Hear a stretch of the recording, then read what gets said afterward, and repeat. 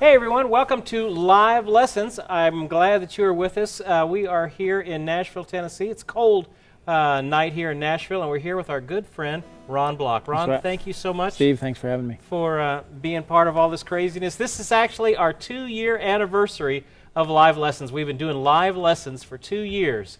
What started out as just me and a laptop has turned into all of this craziness, and so glad that all of you have joined us. Go ahead and type in where you're from. That's always fun. Looks like we've got, 300 and some odd people in here already. My goodness.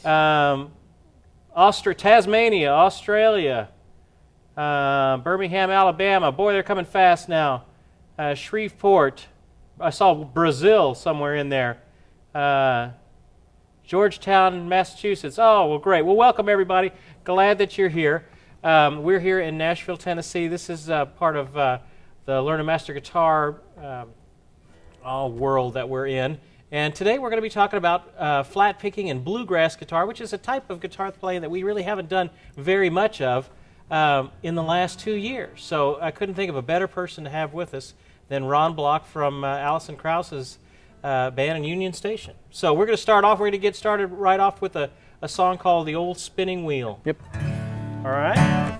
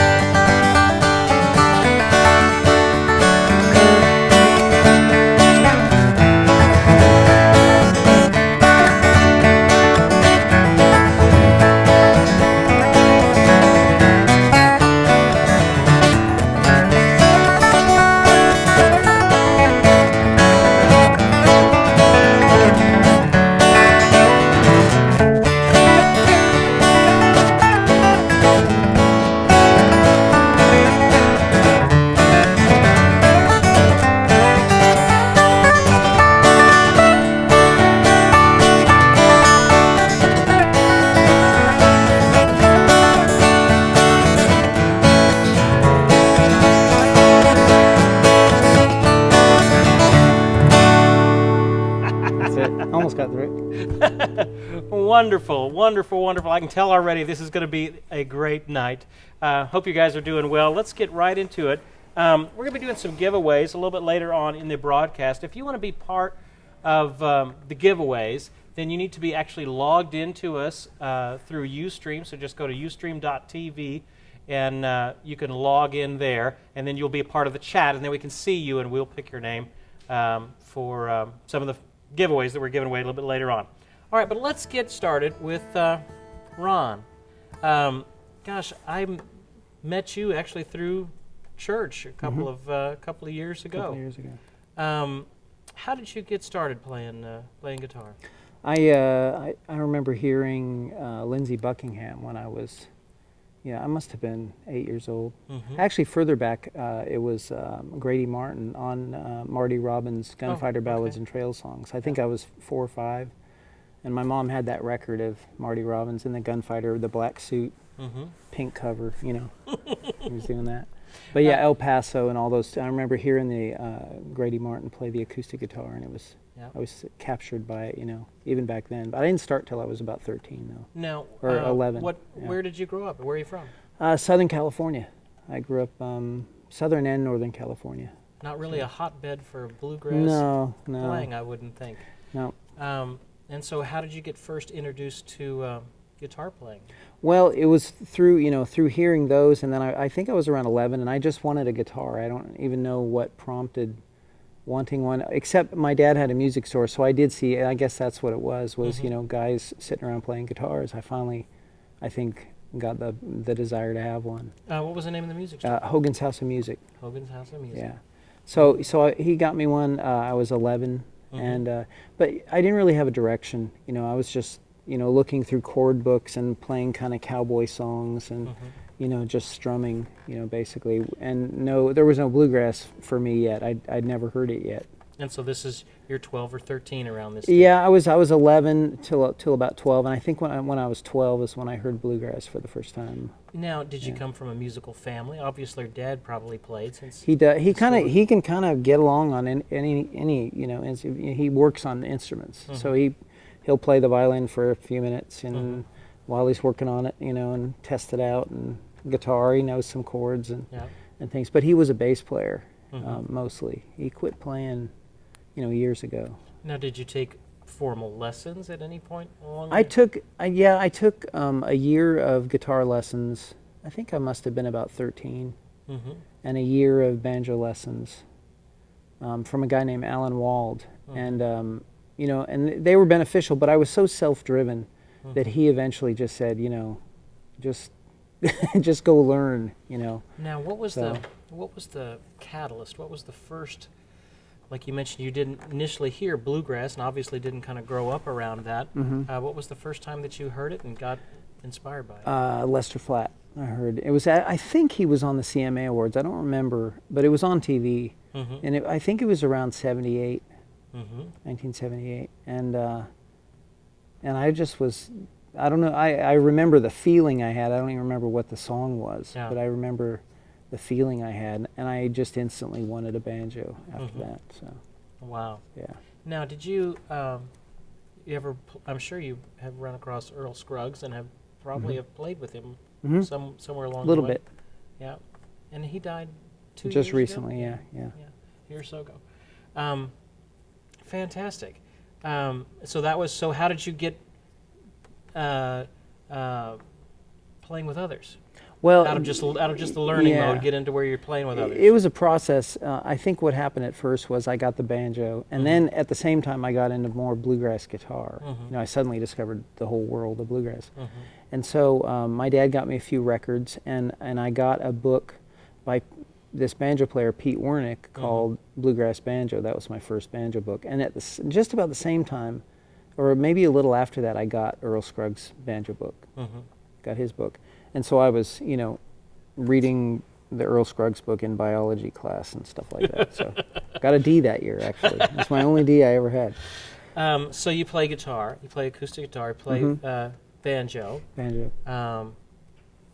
What else? A little bit of electric. I've played electric on and off. It's kind of, I like how expressive electric players are with all the bends, and so I've kind of ended up translating some things to acoustic guitar and to banjo. The bend. What about like qualities. Other bluegrass instruments, mandolin? Yeah, you know, fiddle, I've dabbled in those things. You know, I was at one time I was, you know, I could have been like a utility mandolin player, you know, but I wasn't a great mandolin player. But and in Allison Krauss, in Union Station, you're primarily doing I acoustic play guitar and banjo. Acoustic guitar and banjo, yeah. Pretty equally? Yeah, these days, it seems like. This tour, it seemed like this year, we had more banjo, a little more banjo back to what it used to be, you know. It used to be a little more banjo than guitar, and now it's usually a little more guitar than banjo. You've had such an amazing career over the years. You've been with Allison Krauss for over 20 years 21 now? years, yeah. 21 years. I actually joined in 91, so yeah. And how did y'all meet each other? You know, but that's what the question you asked beforehand was, you know, so I was, you know, moving toward playing with others, and the way that you do that in bluegrass is go to festivals. And so I discovered bluegrass festivals, and I must have been 15, and started going to festivals and jamming with people. And you go to these festivals and there's music on stage, but then people, you know, jam at their campsites, and you know, we'll jam until 4 a.m. Yeah. And so that's really that's really a great place, even though you don't call it that when you're 16. It's networking. Yeah. I mean, you're meeting people, you're playing, you're seeing people who's playing you love, and then you go up to him and go, man, that was awesome. And they go, hey, I saw you too. Like, would you want to pick later? And that's kind of what happened with Allison and Adam Steffi, who used to be in Union Station, Tim Stafford, and Barry Bales, who's our bass player, and Dan too. It was all kind of that get together and pick kind of thing. That is an area of bluegrass playing that is of the bluegrass world that's always been amazing to me, that I wish other genres had. That idea of younger players coming in and, hey, you play a little bit, great, let's play together. I wish, the blues world had that, or the jazz world had, or the rock world had that, where, sure, let's sit down. You're a world-class player and you're a beginner. Hey, let's play a few tunes together. And that is one thing that I've always admired about the bluegrass world, is that openness to, hey, let's just get together and play. And so many people need that. It's a huge place of growth, because I remember going to a festival, when I was, let's say I was 17, I'd go to a festival, and for 3 days, everything was about music, 100%, and I was playing 7 hours throughout the day, and really playing and focusing and trying to do my best. Well, by the end of 3 days of that, you get home and your fingers are sore, but then you pick it up the next day and go, wow, I'm better, because it's just so much playing. If you wanted to know, I know IBMA, which is the International Bluegrass Musicians Association, Music Association, their big convention is here in Nashville. That actually wasn't all that long ago, probably just a couple of months ago. Is there where would somebody go to get information about bluegrass festivals in their area? There's stuff online. Bluegrass Unlimited is a magazine, and they carry lists. And I believe bluegrasstoday.com carries. They have some. There's a lot of resources online that can tell you where festivals are. Fantastic. We had a question. Jerome LMG is asking, Ron, is Allison as pretty in real life as she is on TV? Well, of course. Geach, NYC, moving from playing guitar alone to playing in a group. How do you make that, what is for a lot of learners, a big transition from going from your bedroom where you've been learning to actually going out and playing with some folks? I think one of the best things you can do to transition is play with records, because a record is a very patient band. You can screw up all over the place, and you have the freedom to do that, and you have the freedom to try to improvise. You have the freedom to try to play it exactly like the record. You can do whatever you want if you play with records, and the only thing that you should do is try to make it sound as good as possible. Are there resources? I know there are for jazz, and I know there are some for rock, of play-along, jam-along resources. Is there any sort of thing like that? In bluegrass, there are. I think Band in a Box had some of that, some bluegrass stuff. But also, I think people have done. I can't remember who, but people have done records and such, where it's like music -1. I think Pete Wernick did some of that stuff way back when. I don't know if he still does it or. What's his name? Pete Wernick. Peter Wernick. Okay. He's a bluegrass banjo player, and he has all kinds of teaching camps and such. So. Anytime you can catch something like that, a teaching camp, a festival, something where you're immersed in it for a while, that is a great place to learn. Yeah, it is. You can learn a lot in a short amount of time by just getting immersed in it. Wow, the questions are already coming. Amaranth 315. What was the biggest hurdle, Ron, you had while learning guitar? And how'd you overcome it? My biggest hurdle was is learning guitar, and I'm still haven't overcome it. No, it's I don't know if I think it's a series. I mean, you do come up to plateaus, and then you kind of get stuck for a while. I remember being frustrated, and a lot of times that for me that had to do with tone. The guitar I had, it wouldn't get the tone I wanted, and so I would look for another guitar. But I think in bluegrass, in flat picking, I think one of the main aspects of it is the right hand and being able to play combinations of notes. And, to work past any hurdle, I think just it requires endurance and patience. And also, this is a little off topic, but it applies. Making sure that your mind and your body are relaxed when you're doing it. You're not like this trying to do it, and I got to break through this hurdle. It's just sort of like, oh yeah, it'll come. I just got to keep working at it, and you know, do the thing that you're trying to learn over and over. So I don't know how much that answers that question, but let's talk about. You've played for so many different things. You've played for other artists other than Allison Krauss. You've played with Brad Paisley and Dolly Parton and Vince Gill. Probably had some memorable musical experiences. And I know for Allison Krauss, you've played at the White House. You've played overseas. We've done crazy stuff. Yeah. What are some things lately that you have played that have been memorable in the last couple of months? I think, you know, my most favorite thing I've done in a long time was I got to go to England and play with Kate Rusby and her husband Damien O'Kane and their bunch, and they were just amazing musicians. And really?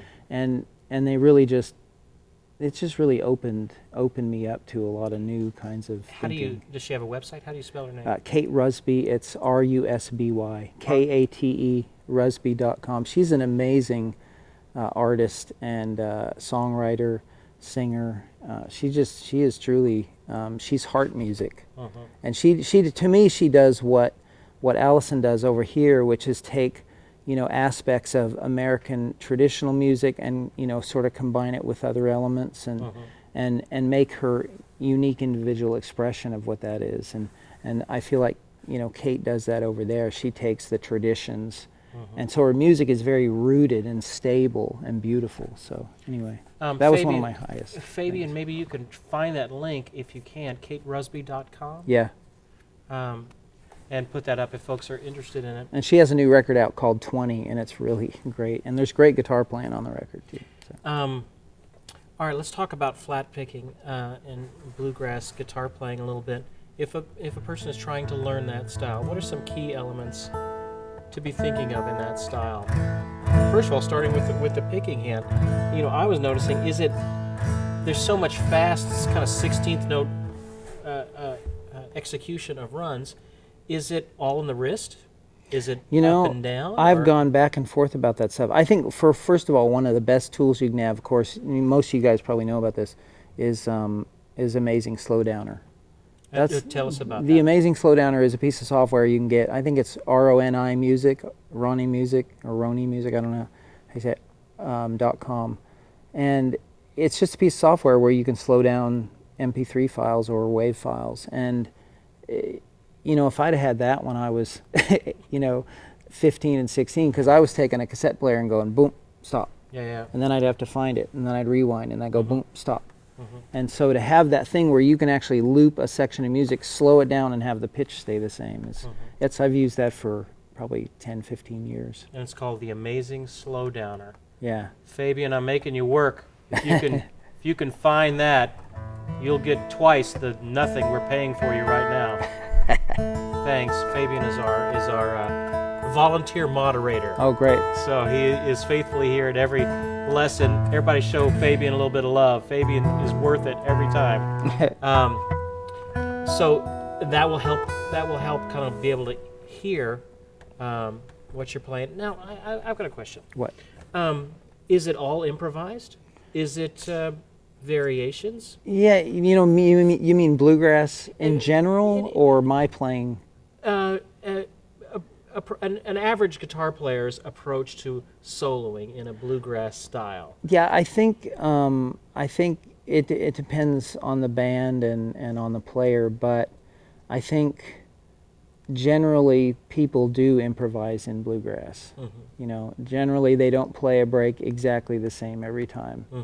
You know, but you know, of course, if you're playing in a band and you have solos that need to be the same because they're identifiable and that's what the audience is wanting, then of course you have to do that. We have elements in our band that have to stay the same. Yeah. And then there's elements where you can improvise. But I think overall the approach to bluegrass is very improvised music. Like even in the little opening song that we did, which is an old bluegrass song that I was not familiar with, which is not uncommon, and it's the spinning song. Play, oh yeah. if you can, what is just the pure melody of that song? I started with it. It's like.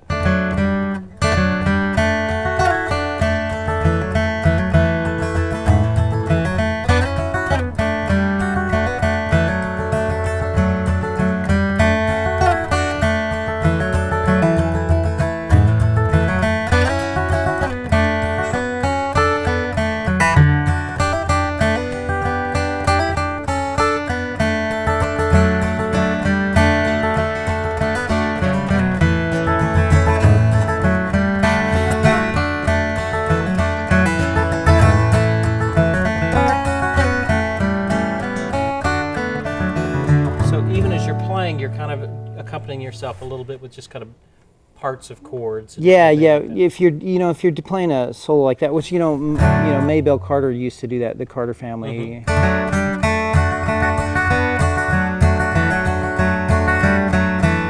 you've got the melody on it's the lower tones. Yeah. And then you've got just a little. And the chords keep going. And you're just kind of doing a little. Yeah.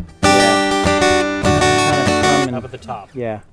And that's basic, that's a basic idea. So if you were going to take the melody and then create a solo from that, where would you go, or what would you do as you're coming at a solo? I mean, some of that has to do with knowing the neck. I spent a lot of time, learning scales up and down each string, and I'm not as up on some position scales, but learning the neck. I think knowing the neck is that's a foundational thing. So once a person knows that, you can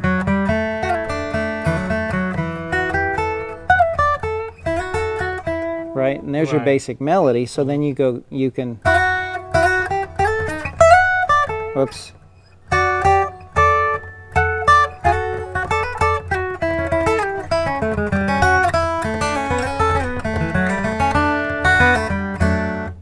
It's just playing around with it. And I think one of the ways that I learned that was, there's a great record called the Bluegrass album, and it's with J.D. Crowe and Tony Rice and Doyle Lawson and Bobby Hicks and Todd Phillips on bass. And one of the things I used to do is play that record, and on banjo I would try to play the breaks just like J.D. Crowe. I'd try to play just like J.D., but then there would be times where I would try to do it my own way, but still play the melody. And so with guitar, I did the same thing. I would sit and play guitar and try to play something that was the melody, but that was different every time. So I would take, there'd be a banjo kickoff, and then there'd be, a mandolin solo, and I would play over the mandolin solo, my own solo, and try to play the melody or copy the mandolin, or just, it's like it's playing around all the time. That's part of it. I know you mentioned. We did an interview, probably a year and a half or so ago for Gibson and Gibson Skills House, which that interview is still up. I checked it today, so Fabian, maybe you can find that link for Gibson Skills House, the Ron Block interview. One of the things that you mentioned there that kind of opened up the neck rather than just playing in an open position was a great resource, which you've actually turned me on to, which is a book called The Advancing Guitarist by Mick Goodrick. Fabian, you've got the link to this book as well. Talk to us a little bit about some of the concepts in here about playing up the neck, and instead of playing a scale in a position. Sorry. Being able to, that's all right. Yeah, he one of the things that Mick talks about in that book is he talks about the science of the unitar. So he sends you off on this tear. Well, he doesn't say, here's tab of the scales and all this. He goes, here's all the info, go figure it out, but he gives you all the info, tells you what it's all about, and then he basically, you go find it. You supply I've supplied the knowledge. So I did my job, now you do your job. So, it requires a lot of time, but, I learned, simply, playing scales up and down each string. Just different ways of playing them.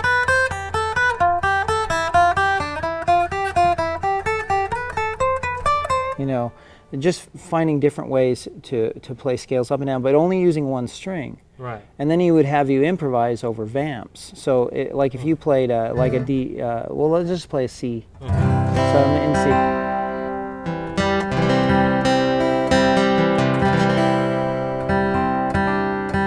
So I would just play some kind of like slower place, like.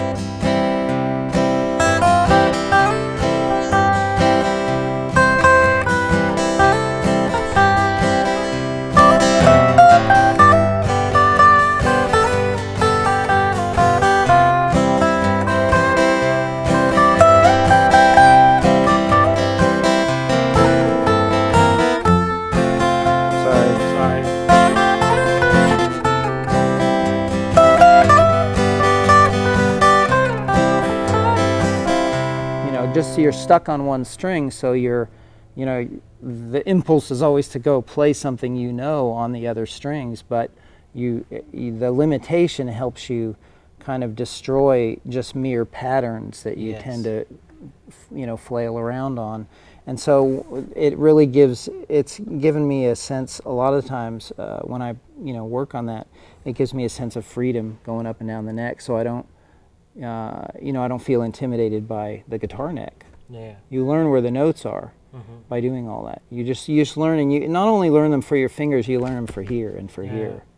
And that doing it that way, I know just for me, I found that when you do that, it forces you to hear a melody in your head and try and recreate it on your through your fingers, without going to your normal patterns. Like a lick or a pattern, yeah. It forces you, it won't let you do that, so you've got to let your ear guide you. Yeah. And that's the whole trick, is getting your ear to start guiding your playing rather than your familiarity with a pattern. Right. Because you can easily, and I used to do that. Of course, I, drove people around me crazy. But, I used to do that for long periods of time on, just doing one thing. But you get bored. Yeah. You get bored really fast doing that, but then you have to go. He talks about this. He says you can use vibrato. You have to stay in C at first. You can do half step bends, but you can't do whole step bends. So he has all these kind of rules that lock you in a box of limitation, and then you have to figure out what you can do with that to make it interesting and musical. Yeah. And it's a really great exercise. It's really a good thing. Wow. Okay, I'm going to let Ron rest for a second while we talk about some resources, and then we'll get to a few more of your questions. I see, gosh, so many questions, great questions coming in. Being that this was, Ron was here, I wanted to do a little bit more of a flat-picking bluegrass emphasis. So you guys know, we have resources that I get together and pick out for each month. And this month, since this is actually the first, we haven't had live lessons for 2 weeks. So this is the first time I can tell you about our resources. The resources I picked were, there's a book by Hal Leonard called The Real Book is What We Use in Jazz. And I know that's a book that I take on every jazz gig I play. This is actually called The Real Bluegrass Book. And what this is it's over 300 songs, just bluegrass, standards, written in a simple chord changes on top, single notes, and then lyrics down there as well. So you probably know a good hunk of these tunes. And so it's a great resource. So that's part of our resources for this month. And then I also picked out, because you were here and you had mentioned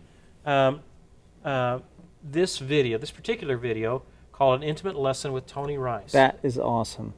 That is just an amazing, it's Tony in his prime, absolutely just, he does this song called Church Street Blues and just looks at the camera, plays it, sings it. It's all just beautiful. It's amazing. There are 5 full songs on this, and I think it comes with the music and tab as well, if I remember right. Put out by our good friends over at Homespun Tape. So anyway, these 2 resources are part of our Bluegrass Learning Pack, and the guys have put that on a sale for $54.99 for both of these. So we'll save a few bucks buying them together. And then we also have a bundle with the new fingerstyle course that is coming out. But I wanted to give away this, so someone is about to win an intimate lesson with Tony Rice. Okay, you guys ready? The winner of this DVD is Filter Man. Filter Man, you have just won an intimate lesson with Tony Rice DVD. What you need to do, you guys know this, you need to email us at service@legacylearningsystems.com. Service@legacylearningsystems.com. Fabian, you can put up that link and give us your mailing address and phone number and stuff like that, and we will get this out to you. Great resource, great resource. All right, let's play a little bit. We've been yabbering on here for 20 minutes. Let's play a little bit. Make sure I'm in tune here. Yep, hit me note.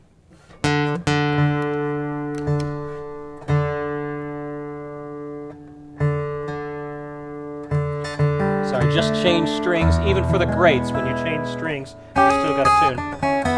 All right. All right, In the Garden. Yep. And we're doing this. This is the great old hymn, In the Garden. I know this is one of my mom's favorites. Mom, if you're watching, this was for you. I thought of this as soon as we decided to play this. We're going to do it in the key of E. And you started, I think. Yep.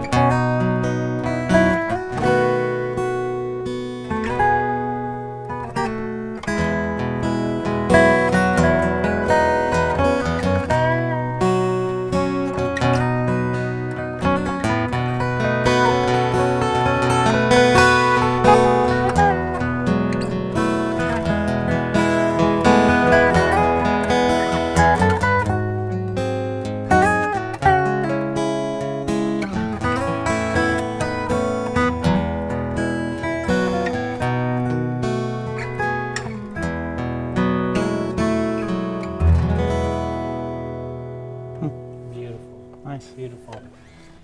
Beautiful, Ron. All right.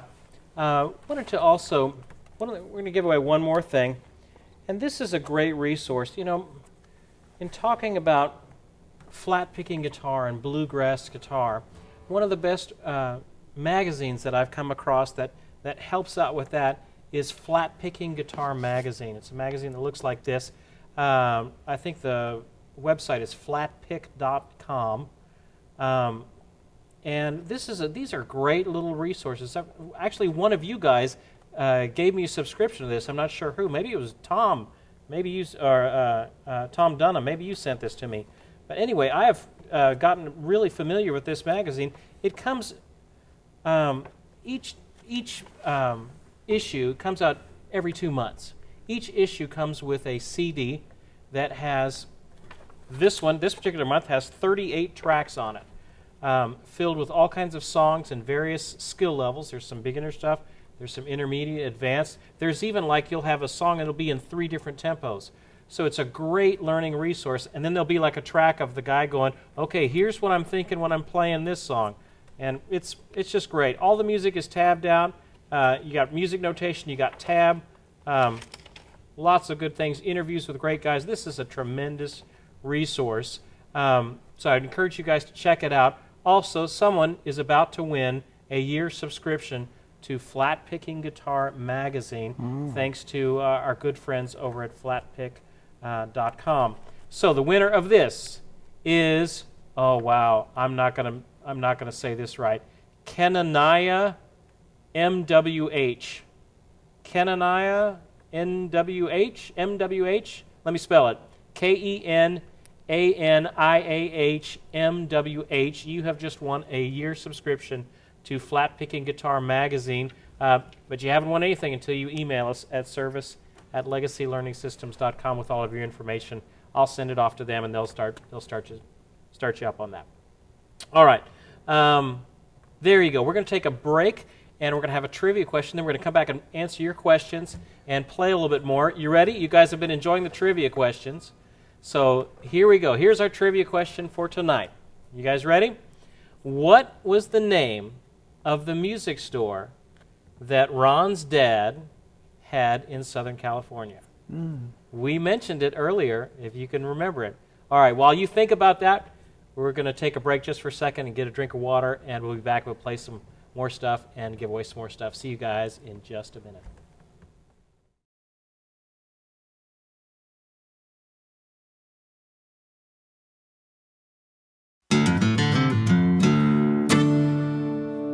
Hey everybody, Steve Krenz here, and I'm in the studio just about to finish up a brand new guitar course. That's right, Learn and Master Spotlight fingerstyle guitar is nearly complete, and I couldn't be more pleased with how it's turning out.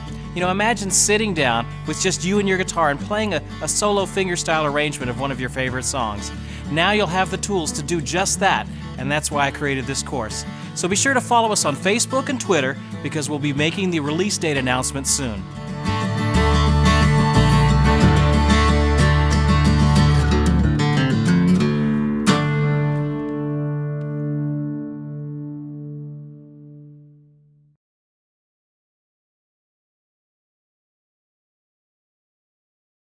Furthering your education, Legacy Learning Systems offers a unique resource to all students, the Learn and Master online community.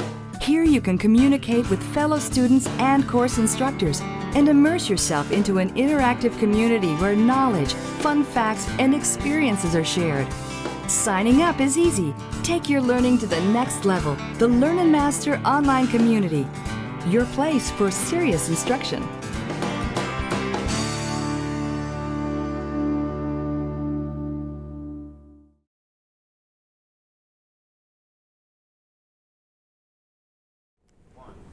All right, we're back. I hope you guys are back with us. Wow, I'm seeing here we have over 400-ish people in here tonight. This is great.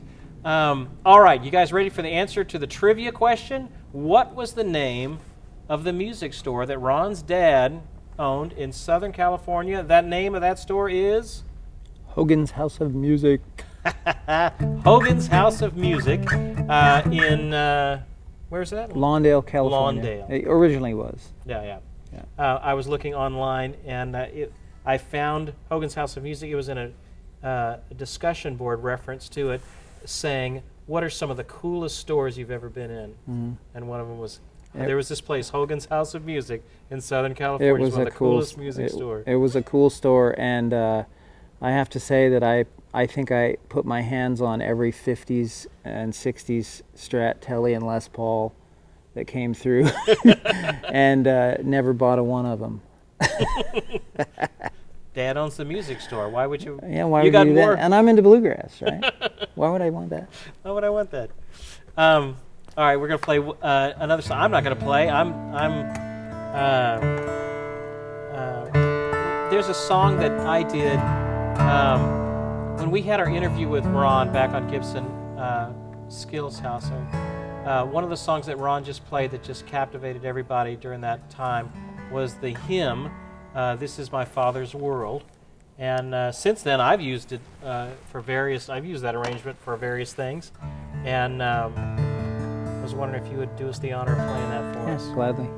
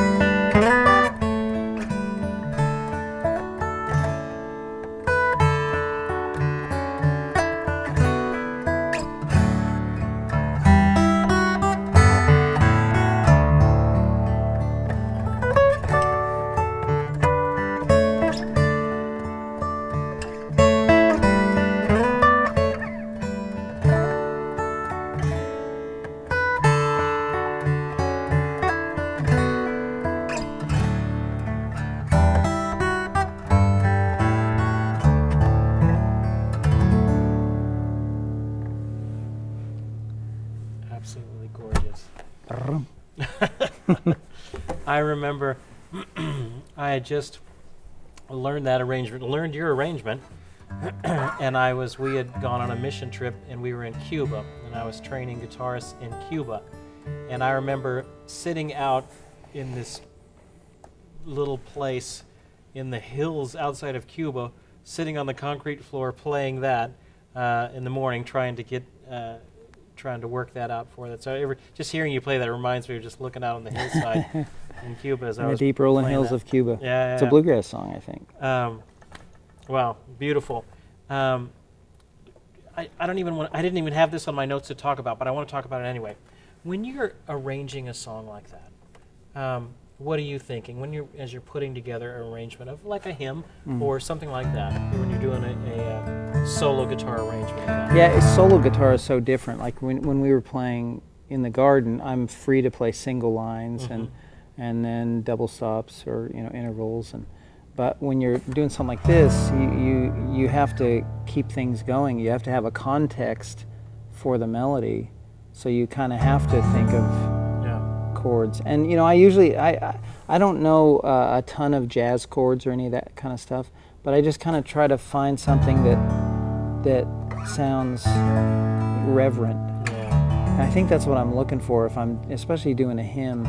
I want something that sounds beautiful and moving, and that I guess so. It's just a melody, and then. And you're in drop D tuning. This song Drop is in the D. key of D, so in order to give it a lot of that richness, you can play it in drop D, which is you take the sixth string, that low E, and you take it down to a low D, and it really gives this rich bottom end to the sound. Yeah, and one of the things that I'm especially, keen on is tone, and when I play a song like that, I want the tone. This guitar in particular sounds good, but I worked really hard when I was young. My son plays a guitar I used to play. The only guitar I had for years was a '69 Martin. So I would try to get the best tone I could out of that guitar. And as I went along, then I'd get a '52 Martin and I'd try to get the best tone I could. So I was always trying to get the best tone I could, because to me, a lot of the feeling that comes through it is in the tone. Yeah. It's in the beauty of a round. It's in the tone and dynamics and all that. But I mean, you can have those things, I guess, mechanically. But it's about putting the feeling into it when you're playing it. One of the things in that particular arrangement of it does the melody down an octave for the first time through, and then does the melody of the chorus, and then the second part, or the verse of the chorus, and then we take it up an octave and do the same thing, just up an octave, which takes you into a different area of the neck, which lends itself to other different things that you can do with voicings and things like that. Yeah.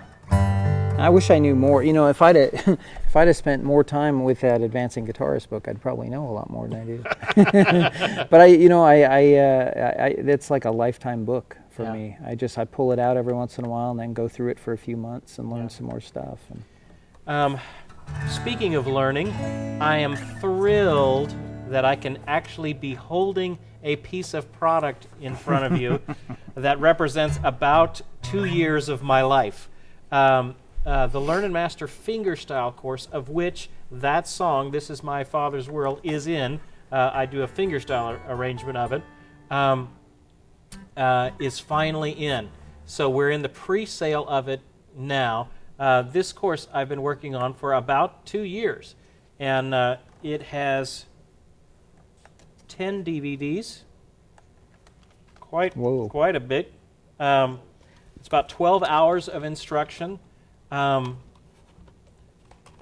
what I think I did pretty good in this, as opposed to some of the other things, is I gave a really good foundation for fingerstyle playing at the beginning. So you don't need to be the course isn't meant to be for like an absolute, here's a guitar beginner.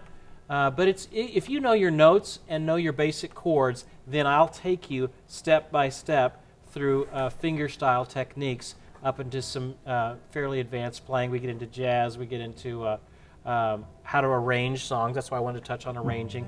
We do Christmas songs. We're coming into the Christmas season. I got a bunch of those. I think there's over like 30 different songs in the course. There's a 130 plus page book that is part of this that you can download as well, that I poured everything I could pour into this. We also have guest lessons, guest footage from Phil Kagi and Great. Tom Bresch. Excellent. And we also have Pierre Ben Susan. I don't know if you know Pierre. He was the World Guitarist of the Year by Acoustic Guitar Magazine. Phenomenal. So anyway, this course is officially here. The book is, it's not a physical book, it's a book that you can it's on the CD, and then you just print it out from that. So we've done that before. Anyway, it's a great course. The pre-sale is going on right now for it. And I think the guys have it for $89. And the pre-sale is good for the next, it's like till tomorrow night. It's been going on for like a week and a half. These things start shipping on Thursday. So up until like midnight tomorrow night, you can still get it for the low price of $89. After that, it goes up. So you snooze, you lose. Anyway, that's the Fingerstyle Guitar Project. I'm very proud of it. Fabian, you've got some links for that. Throw those up if you can. Anyway, it's a great course. We've got a new promo for it too that actually shows some of the different footage and how I put all the exercises on the screen like we did for the Learn and Master Guitar course, so you don't have to always be looking at the book. You can just look at it on the screen, too. So anyway, great resource. Check that out if you can, the pre-sale. And if you're interested, man, get it in the pre-sale because the price is going to go up on Thursday. And it'll never be back down this low again. All right, that's enough of all that nonsense. And we're boxing them up now, so some of you probably already got shipping notifications. We're boxing them all up right now, and they'll go out the door on Thursday. So there you go. We have several questions before we get out of here. Eraser Team is asking, are there specific keys for bluegrass? There used to be kind of where bluegrass players have always used capos, and in the old days, they would play an E, or they would play an F, put the capo there, and play. But you're thinking an E. And you're thinking an E, yeah. And then there's G position stuff, and so you'd play either in A, B flat, B, or you'd play in C, or you play in D. Sort of like that's basically it. But it depends on what you're talking about with. And these days, what you're talking about is bluegrass. People like Chris Thiele and those guys can play in whatever key they want. And it's amazing. So yeah, there's really no. But for basic bluegrass, yeah, there's G position, E position, D position, C position. That kind of thing. So. Cool. Had a question from the discussion board.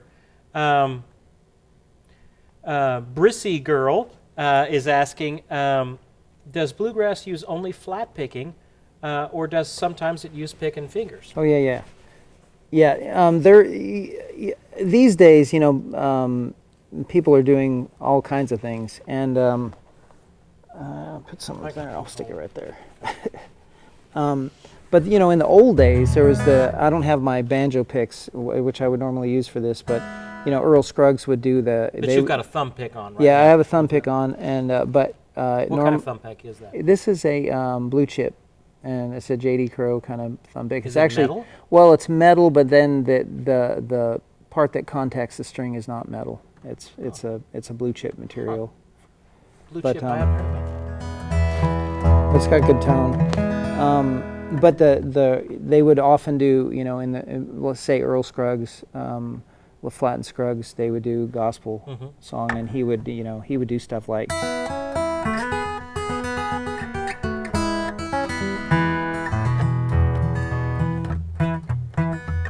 He would do that kind of. It was kind of a combination of his, almost his banjo rolls with Travis picking. Kind of Travis picking. Yeah, and it was so yeah, it can be done, and I believe Jim Hurst has done lots of stuff with, finger style stuff in a bluegrass setting, and there's lots of people do that. I'm not even going to attempt the name Knee Fibri. Can you talk a little bit about holding the pick and alternate picking? And I've got some questions regarding that too. For bluegrass stuff, are you using a thinner pick, a thicker pick?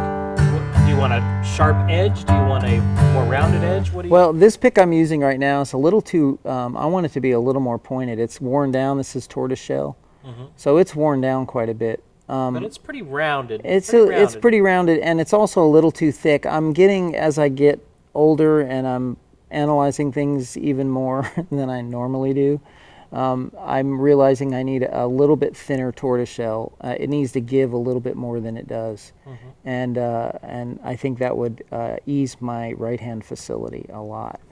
So, do you want a pick that has a fairly pointed edge, or do not you like pointy? It no, I like it rounded, but this is a little more rounded because I've used this pick for probably a year. I had the perfect pick. Dan Tominski made me the perfect pick I ever had, and I went to adjust a mic stand, and the pick went crack. Oh. And it busted in half. It was the most perfect. But it was the right thickness, so I've got to get one back down. Super.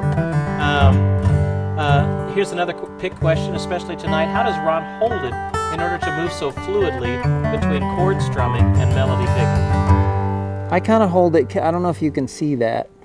It's basically just a standard pick hold. Pretty standard, but it seems like, some people are more like this.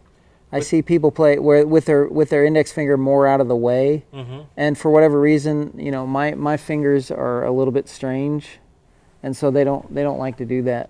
So sometimes my fingernail contact string, but it's basically, a standard pick hold. I think it's more, in going between. I think it's just, finding the place where it's held firmly enough, where it's, you have ease and fluidity, but not so firmly that it's, sounds rigid. Sounds rigid. Yeah, you want it to be brushy a little bit. Yeah. He's got, as I'm looking at him from my vantage point, it's a very standard. He's got about 1/4 of an inch of pick showing. Yeah, you don't use much pick. You don't need to use. Yeah. You don't need to like have the pick sticking way out and then dig it way into the strings. Now, if you're playing on those pretty songs, I use a lot of rest strokes. So like.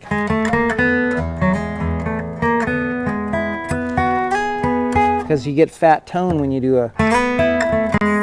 And that's all downstrokes. Is what he's talking about. Right? So you get a fat tone that way. But if you're flat picking, like a bluegrass song, you don't need that fat a tone. Yeah. Because you're not dealing with sustain. Yeah. You're dealing with, you're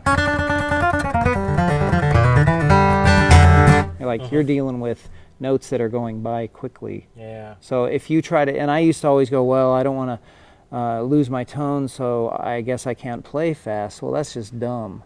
And that's what I used to do, is I wanted to have a certain kind of tone, but you need different kinds of tone for different kinds of songs. Now, as you're trying to build up the speed in a rapid fire picking like that, what are some things to try? Just scales or just anything that requires? I've changed my mind on that. I used to think, especially I was using Advancing Guitarist and all that, which was incredibly beneficial. I used to think that if I learned scales and I learned chords and I learned this and that, then I would be able to put it all together. I think one of the most important things I missed, especially as a guitar player, I was always wanting to play vocal songs, and play guitar on vocal songs and play pretty stuff. One of the things I missed was learning tunes, and one of the best things you can do as a bluegrass guitar player is learn fiddle tunes and learn, tunes as they're played, note for note. And that'll help your picking facility more than anything. It's just sitting and learning those tunes and encountering the problems that you encounter when you learn a new tune. You suddenly go, oh, why can't I do this? Oh, it's a pick direction and hitting another string that I've never done before. Well, I've got to sit and work at it. Yeah. And then you've mastered something new. And fiddle tunes are a great way to do that because they don't land necessarily like a guitar player would play them. Yeah. So a lot of times you'll get, fingerings across strings and things like that are awkward, that you need to work through the technical issues with that.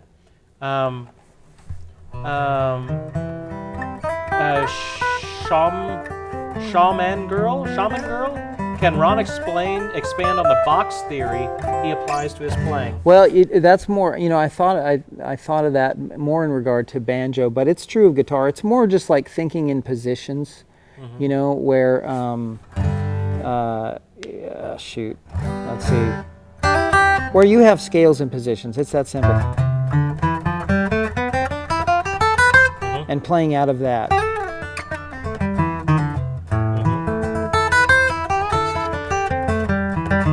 I mean, that's really all it is. On the banjo, I tend to see things both this way and then also in terms of, and also like, okay, there's a bunch of stuff here, right here.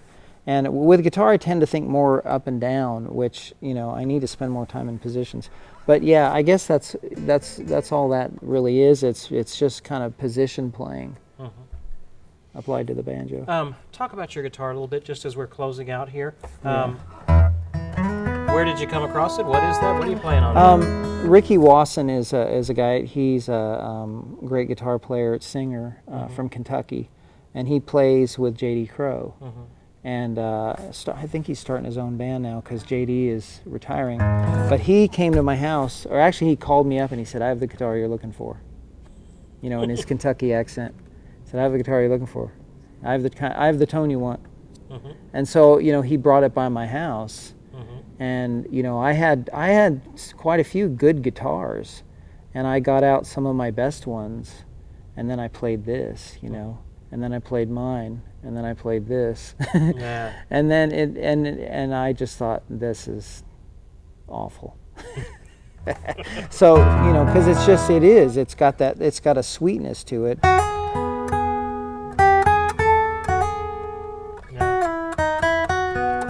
It's got a real sweetness to it. So anyway, a few months later, I figured out how I could get it, and so he sold it to me in 2002. So what you are actually hearing is his guitar going through, what kind of mic is that? Neumann KM54. Neumann KM54. So this is directly the sound of his guitar. It's not going through a processor or anything like that. Cool. All right. We need to get out of here. I need to, we're going to give away one thing. You did a oh yeah, instructional DVD for AccuTab. That is actually quite involved. This is 3.5 hours of instruction, 2 DVDs. That's a lot. It's part of this, yeah. And you're teaching songs and all kinds of stuff. Yeah, you have a band with you. And you'll either learn a lot or fall asleep. I'm not sure. Well, if they're still with us, then they're actually learning they'll probably a lot. learn a lot. When did you do this? I believe it was a couple of years ago, and then his main guy, moved, and so I think he took a while to get it done, but it's finally here. Finally out. This is a great resource. Somebody's about to win this. Ron Block's 2 DVD set for from Bluegrass to Allison Krauss guitar playing. Our good friends over at AccuTab, John over there, sent us a couple of these out. We'll give away one tonight. We'll give away another one here next time, and we'll get Ron to autograph them. So someone is ready to win this. Peter Moret. Peter Moret, Petermoret. You have just won Ron Block's, and we'll get Ron to autograph this if you would be so kind before we go. Cool, but you haven't won anything, Peter, until you email us at service@Legacy Learning Systems with your mailing address and all that sort of fun stuff. All right, before we close out and do one more song for you that I'm just going to try and hang on to my hat to play, I wanted to talk about some of the things that we've come out with this month. Last week, our newsletter came out, our November newsletter. Since it's Flatpicking month, I threw in a video tip on Flatpicking Bluegrass licks and things like that. We've also got a very special student of the month for our newsletter this month, Warren Crane. Warren, miss you. Warren was one of our legendary founding members of the Learn to Master Guitar discussion board, and Warren died this past year. And I remember the reason why I chose Warren is because it was Thanksgiving of last year, which is next week. So this is a year ago at this time, I was in the hospital with a strange case of double pneumonia. And I was sick as can be, and I couldn't talk, but I could still, email and things like that. So I remember getting an email from Warren in Texas, and we emailed each other back and forth. He was in a hospital bed in Texas for a heart condition, and we were emailing each other back and forth, and I always remember that. That was last Thanksgiving, and Warren eventually had a heart attack a few months later and died on Easter Sunday. So Warren, one of our good friends, miss you, Warren. You were a great part of everything that we're doing here. That is in our November newsletter as well. Let's talk about the next lessons that we have coming up. The next lesson we will have, we're not going to have one the week of Thanksgiving because everybody's out and doing stuff. So the next lesson we'll have will be November 27th, which is going to be an open talk, and I'm going to teach you guys a Christmas song. We'll do that. On December 4th, I booked today. December 4th, we're going to be having, we're going to go into a fingerstyle emphasis for December, and we're going to have Bill Pyburn, which is the editor for Fingerstyle 360 magazine. Do you know Bill, by any chance?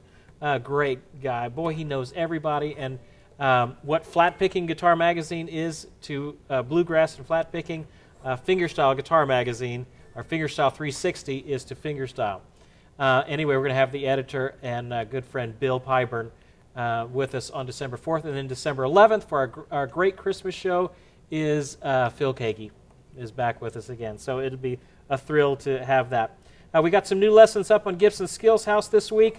I put up one for kind of open string hammer-on tricks that you can do with open strings, Kind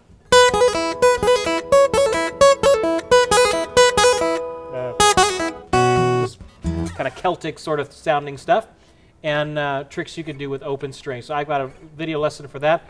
Our interview with Ron Block is on down in the artist interview section. And then the guys have put up several songs, which are Shine by Collective Soul, Get Back by the Beatles, Taking Care of Business by Bachman Turner Overdrive, and Boom by POD.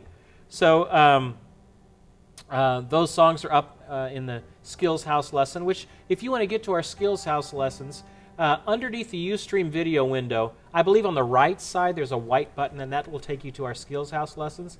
Over on Gibson.com, there's on the left side a blue button, and that will take you to our November resources where you can pick up the flat picking resources. Also, don't forget about the fingerstyle pre-sale going on that goes off tomorrow night. So if you haven't ordered it, now's the time. You snooze, you lose. All right, that's enough of all that sort of stuff. We'd like to thank our producer, John. Thanks for being part of all this stuff and making it happen. Thanks to our moderator, Fabian. Thanks to Legacy Learning Systems, our new friends over at AccuTab that have provided this, and Flatpicking Guitar Magazine as well. All right, that's enough of me doing all of my stuff. We are going to play a song called Worried Man Blues, which I learned all of about an hour ago. And we're doing this, what, in G? Yeah. Okay. And we'll play this and then get on out of here. Ready? All right, I guess so.